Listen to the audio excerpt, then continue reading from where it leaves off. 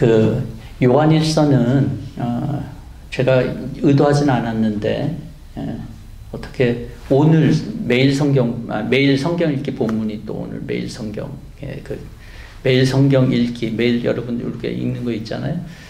그것에 또 본문이 요한일서고 또 오늘 성경 암송에도 요한일서고 또 오늘 성경 말씀도 요한일서고 의도하진 않았는데 어떻게 그렇게 된 것 같아요. 요한일서는 우리가 대체적으로 저자가 요한이라고 알고 있잖아요. 그죠? 요한복음하고 비교해 보면 좀 비슷한 단어들이 있어요. 뭐 빛이라든지, 그죠?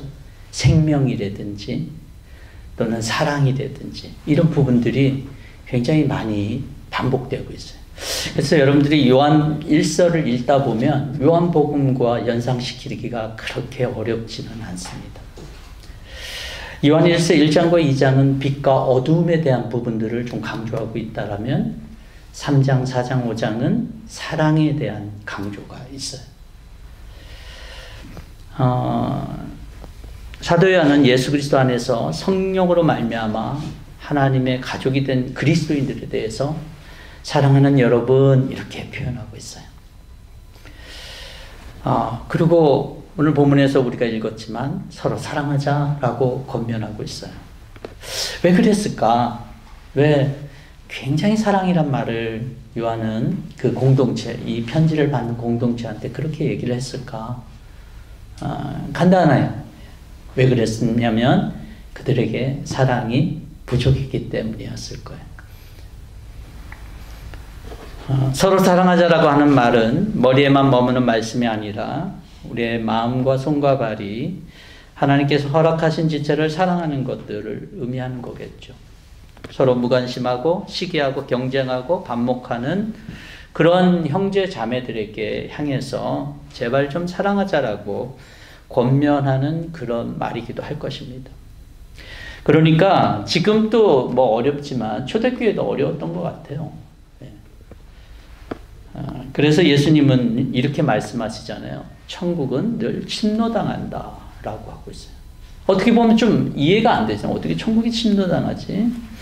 근데 천국의 지상 샘플인 이 교회가 늘 침노당할 수 있는 그런 삶이기 때문에 이 천국의 전초전과 같은 신앙생활하는 이것이 결코 쉽지는 않다는 것을 얘기해주고 있습니다. 우리가 사랑하지 않을 이유가 너무 많아서 사랑을 꺼리거나 못하기도 하겠지만 사랑은 할 수 있다고 하는 게 아니잖아요. 내가 사랑해야지 그런다고 여러분 사랑 생깁니까? 이게 아니다라고 하는 거예요. 왜냐하면 기독교적인 사랑은 우리에서 시작되는 게 아니기 때문에 그래요. 저와 여러분들의 사랑의 포와 그 스타트점은요, 저와 여러분들이 아닙니다. 오늘 본문에서 기독교의 사랑은 바로 하나님에게서 시작한다고 그러죠. 빛의 원천이 하나님이신 것처럼 사랑의 시작도 원천도 바로 하나님이시다라고 하는 거예요. 하나님에 대해서 이렇게 표현해요. 하나님은 곧 사랑이다. 이 말은 하나님의 무슨 사랑의 것들을 갖다 우리한테 이렇게 주시거나 뭐 그런 액션의 행동보다도 하나님 그 존재 자체가 바로 사랑이다라고 하는 것을 얘기하고 있어요. 그렇게 하나님께 속한 자들, 하나님의 자녀는 사랑이신 하나님을 알고 하나님의 사랑을 경험해야 된다라고 말을 하고 있고, 또 그들에 대해서 하나님의 자녀의 꼴, 하나님의 사람의 꼴, 하나님의 사랑이 그 안에 있다라고 3장 마지막에서는 또 얘기를 하고 있어요.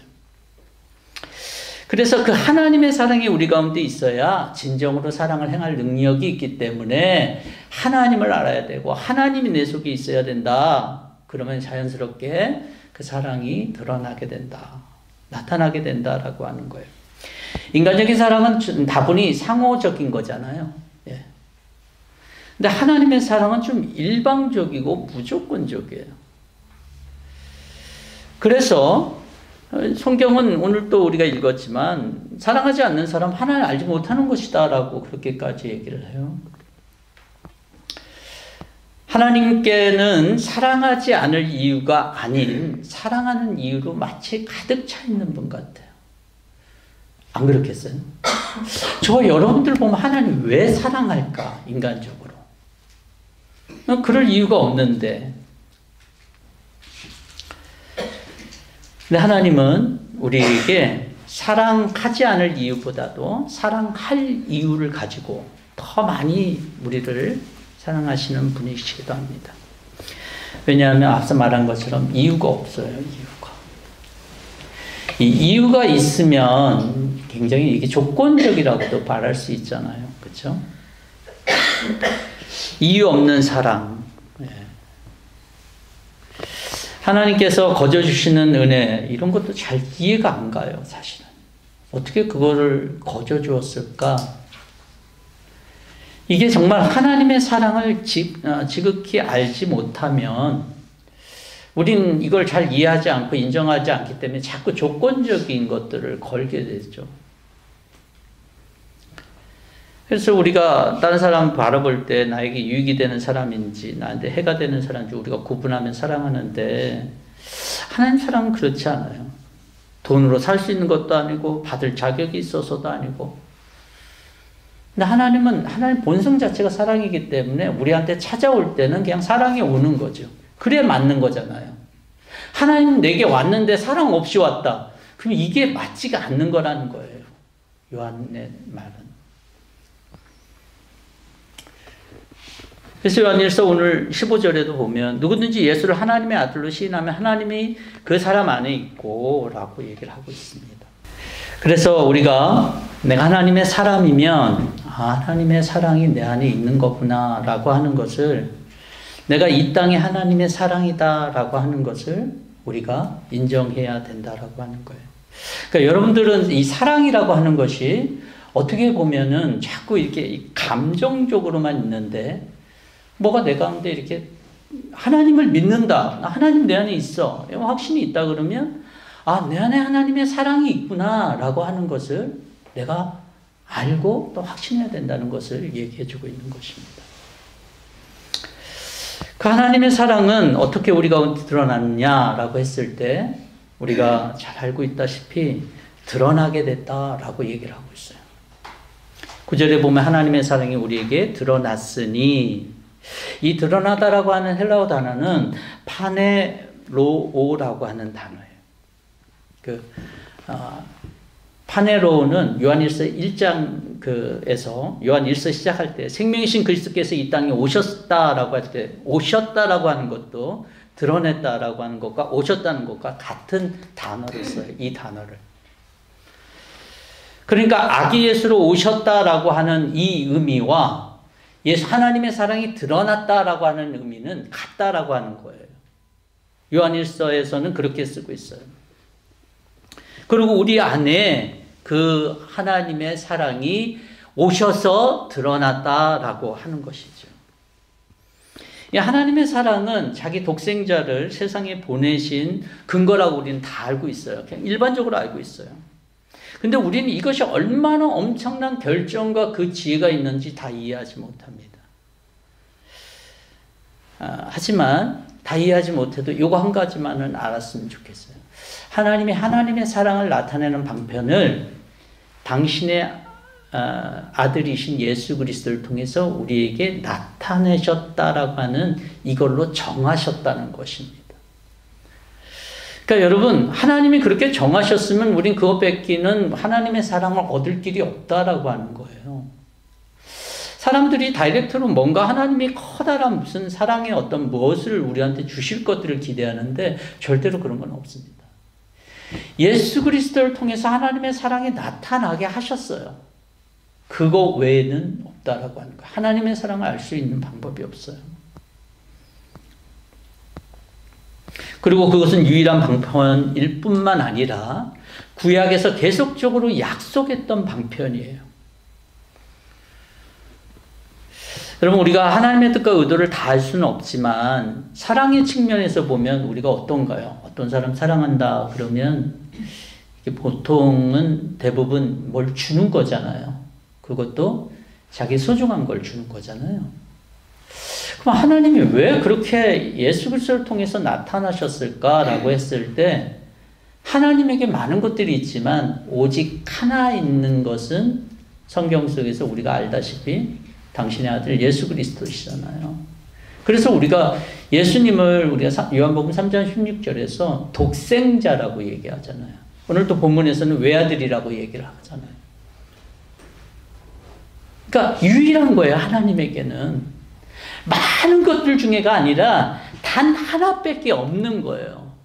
하나님에게 이 말은 가장 소중하고 귀한 것을 우리에게 주셨다는 거예요. 근데 사람들은 예수님에 대해서 이렇게 그렇게 크게 비중을 두지를 않아요. 우리가 그렇게 비중을 두지 않는 예수 그리스도가 하나님에겐 단 하나밖에 없는 가장 귀한, 가장 중요한 그러한 존재를 우리 가운데 주셨는데 말입니다.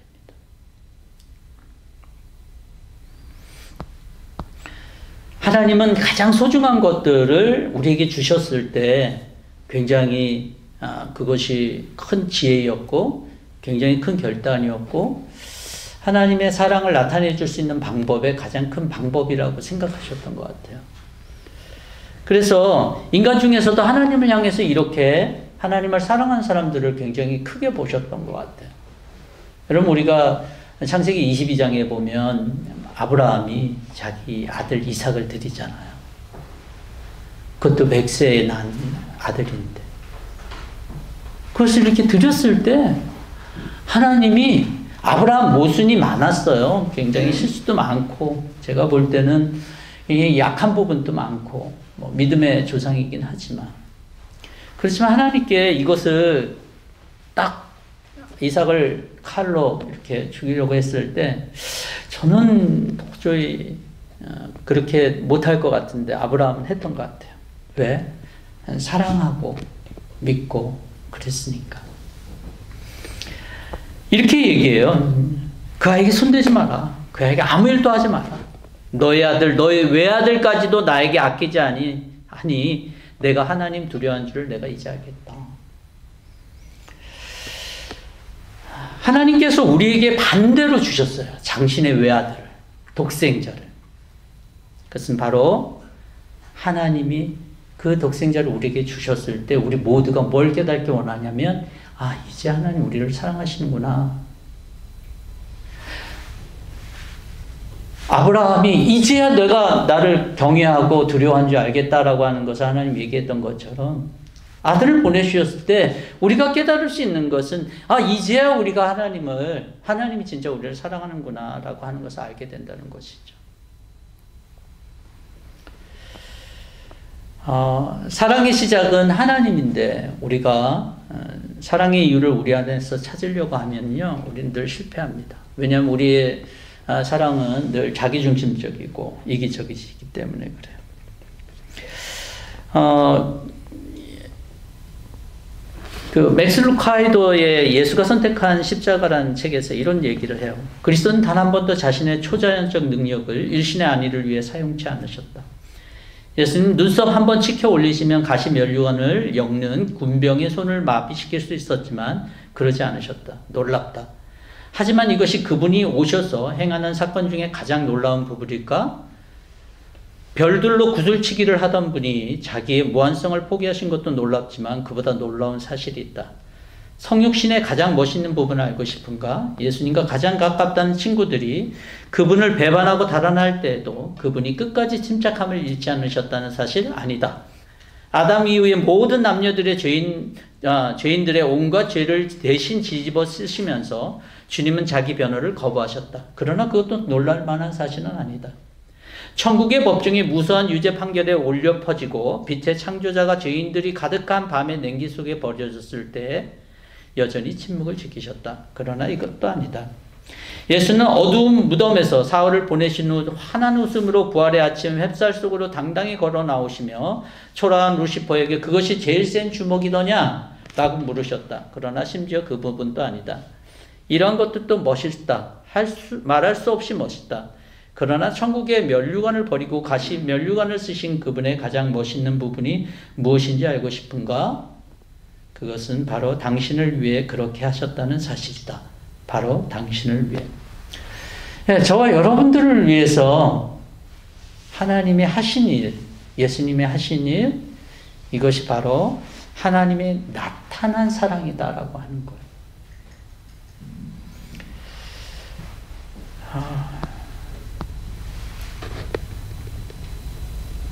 우리에겐 그 사람을 사랑하지 않을 만한 수만 가지 이유가 가득할지라도 또 우리가 사랑에 우리가 이 사실들을 해야 되는 그 이유는 사실은 하나님이 우리를 이렇게 사랑했다라고 하는 거예요.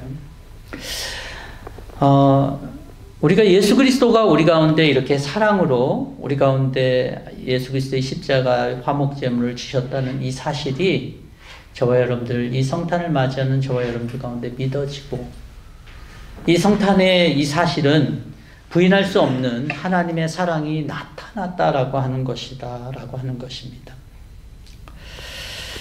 여러분, 우리가 이 후반부에 보면, 오늘 본문 읽은 후반부에 보면은 우리는 사랑해야 된다라고 했을 때, 사랑해야 된다라고 하는 말은요, 오페일로라고 하는 말인데 문자적으로는 빚지다 이런 뜻이에요. 은혜를 입다라고 하는 뜻이에요. 즉 사랑의 빛을 줬다라고 하는 말이거든요. 사랑함으로써 하나님의 자녀로서 추가적으로 행해야 될 요소가 아니라 하나님의 그 사랑의 빛을 줬기 때문에 마땅히 해야 된다라고 하는 거예요.